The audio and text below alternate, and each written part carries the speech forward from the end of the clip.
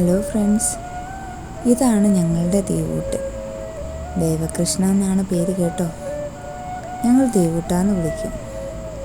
ആളൊരല്പം വികൃതിയാണ് കേട്ടോ. ചിലപ്പോൾ ഓർക്കും കുറുമ്പ് കണ്ടുപിടിച്ചതേ ഇവനാണെന്ന്. എന്നാലും ഞങ്ങളുടെ ദേവൂട്ടൻ പാവാണ് കേട്ടോ.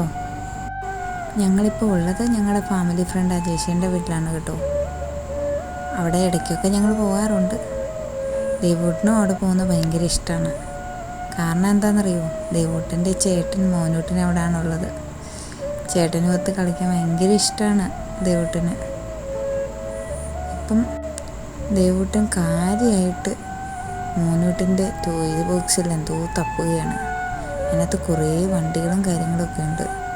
ദേവൂട്ടന് വണ്ടികളൊക്കെ ഭയങ്കര ഇഷ്ടമാണ് കേട്ടോ.